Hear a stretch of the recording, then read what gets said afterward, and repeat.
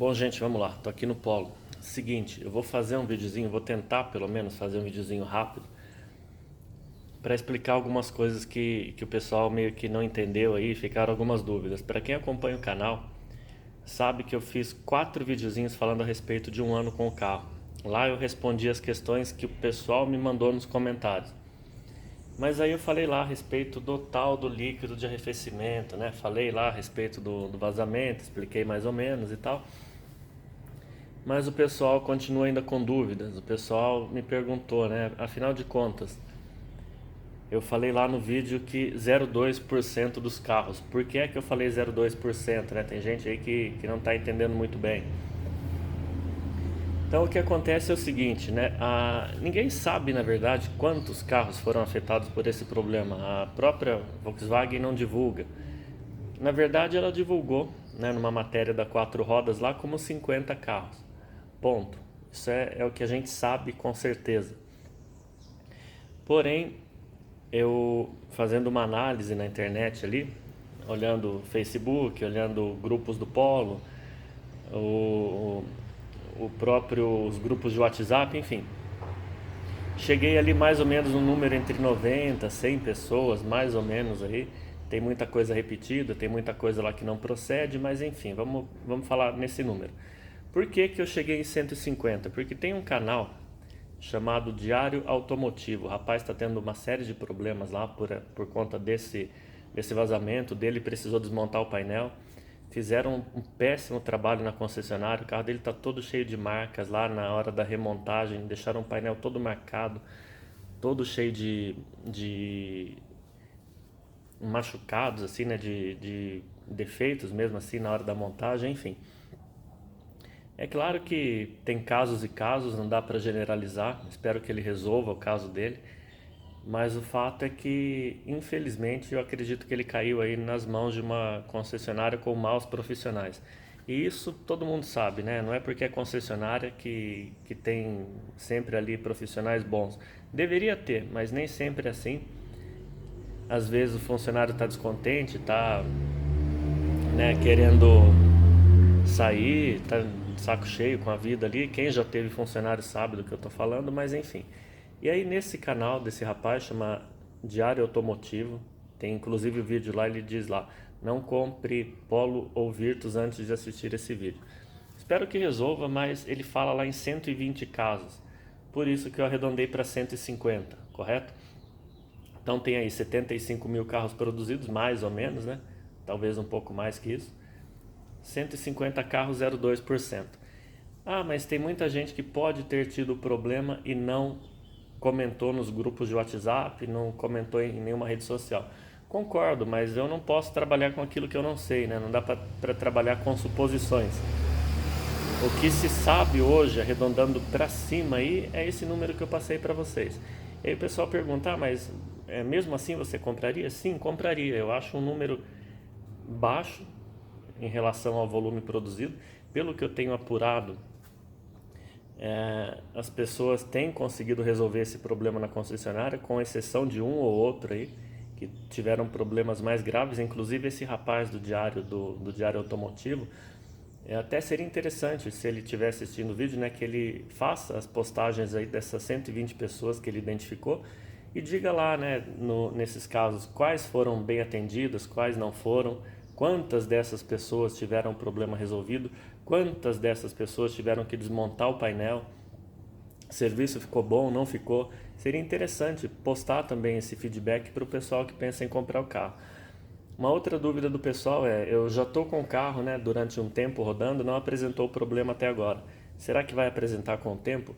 Eu acho difícil, né? Eu acho difícil por conta de um gráfico aí que chama curva da banheira. Né? Quem conhece um pouquinho de manutenção vai entender o que eu estou falando. Quem não conhece, eu vou mostrar a foto aí e vou falar a respeito rapidamente para vocês.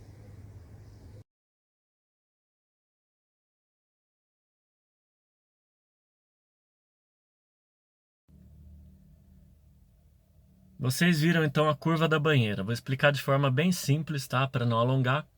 Mas uma máquina, no início da vida dela, ela tem uma tendência maior a dar problemas. Seja por uma falha de algum componente, né, de algum fornecedor, seja por uma falha na montagem desse componente, seja por um erro de projeto. Enfim, a tendência dos problemas ela é muito maior no começo da vida útil dessa máquina. Depois essa tendência de problemas ela cai, vai lá para baixo, ela se estabiliza, segue em paralelo com a linha do tempo e volta a subir lá na frente, seja por falta de manutenção, seja por desgaste natural dos componentes, mas ela volta a subir, formando esse desenho da banheira. O que é que eu quero dizer para vocês? Você que já tem o carro, já está rodando com ele, né, já tem aí um tempo utilizando esse carro e não teve o problema, dificilmente você vai ter esse problema lá na frente. Tá?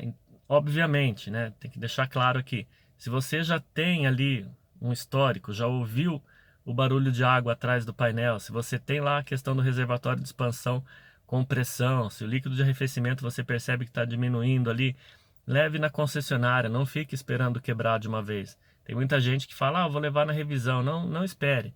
Leve o quanto antes para tentar resolver a situação, porque às vezes uma coisa simples pode se agravar, se transformar em uma coisa mais grave, infelizmente. Outra coisa, esse canal não é um canal para vender Polo. Muita gente acha que eu falo bem do carro. Não falo bem. Eu falo bem, falo mal e falo o que eu penso. Né? Tem prós e contras o carro. O carro não é uma maravilha, mas não é um carro ruim. Pelo contrário, na categoria é o melhor carro que existe hoje no Brasil. Na categoria, tá? Tem muita gente que não entende essa questão aí da categoria. E aí tem muita gente que vem falar, mas tal marca que é boa, né? Os fãs aí de certas marcas. Mas o fato é que o brasileiro ele conhece pouco daquilo que ele fala, infelizmente. Tem muita gente que ouve o galo cantar, mas não sabe onde, e aí vem aqui para falar que tal marca é boa, tal marca é excelente, mas o brasileiro tem memória curta, né? O pessoal fala aí, por exemplo, do Corolla hoje, da Toyota. Mas se o brasileiro pensar um pouquinho, essa questão do carro inquebrável, quem tinha esse título nos anos 80, 90, até meados de 2000 era o Gol. Então vocês vejam, as coisas mudam, né? A engenharia vai mudando, os carros vão mudando.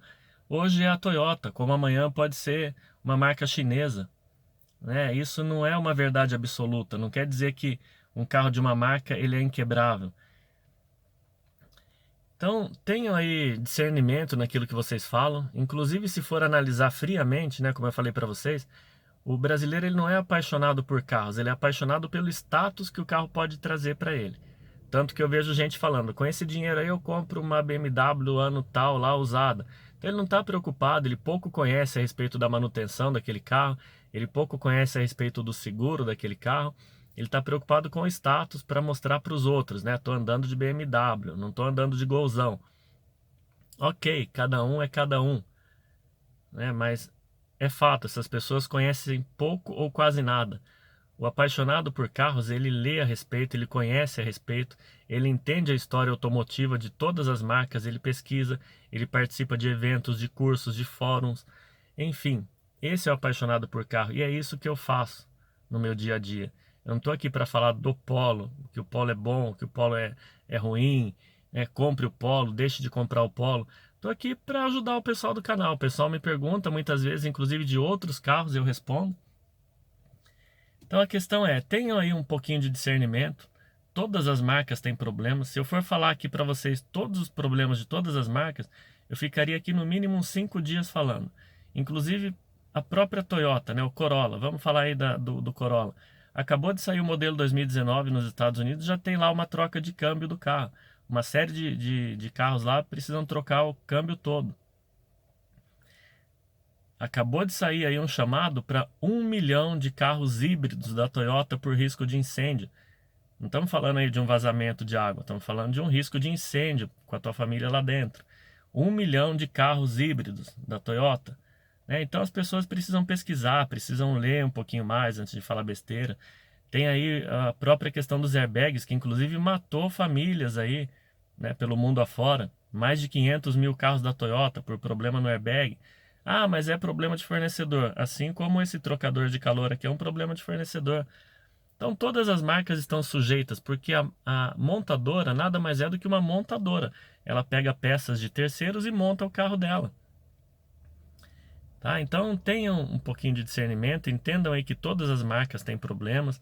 O Argo tinha 6 meses de mercado, já tinha sido chamado 2 vezes para trocar chicote, né, que podia acionar o airbag com carro em movimento, trocar ali a caixa de setas, enfim, uma série de problemas que os carros apresentam. Se eu for falar aqui de todas as marcas, eu fico aqui um tempão, né? E a gente não chega a nada.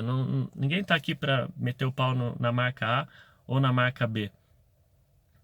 Quando eu falei aí que o pessoal não entendeu, né? O pessoal me perguntou, né? Você compraria um Yaris? Eu disse que não, né? Porque eu prefiro o Polo pelos motivos que eu citei nos vídeos aí atrás.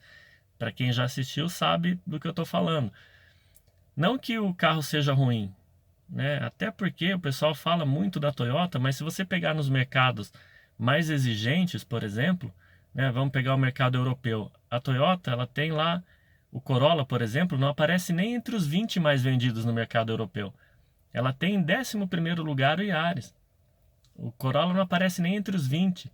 Se você pegar no mercado americano, o Corolla é um carro de taxista, é um carro de gente pobre, né? Da classe mais baixa lá, a classe que realmente não tem o dinheiro para comprar os carros americanos, compra lá um Toyota.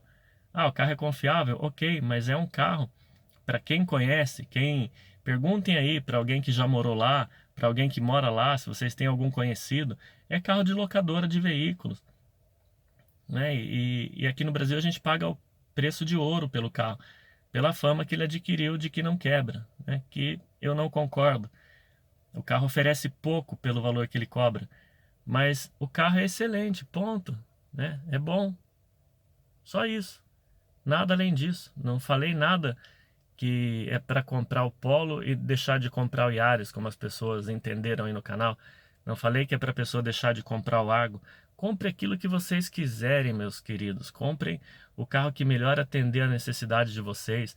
Coloquem na garagem o que vocês acharem melhor. Se quiser comprar uma BMW usada, compre, seja feliz. O importante nessa vida é ser feliz, né? Às vezes você está aí de pé, dali 10 minutos o cara cai duro, morto no chão aí. Então ninguém sabe, né? A gente não tem prazo de validade aqui. A vida é assim. Hoje você está aqui, amanhã não está mais. Então seja feliz. O que eu quero dizer para vocês é que todos os carros têm problemas. Escolha aí o problema que melhor couber no seu orçamento e coloque na tua garagem, certo? Bom, gente, é isso que eu tinha para falar para vocês. Depois tenho algumas novidades aí para falar no canal. Vou tentar fazer algumas parcerias aí, mas eu falo para vocês mais para frente e a gente vai se falando. Vamos que vamos. Abraço.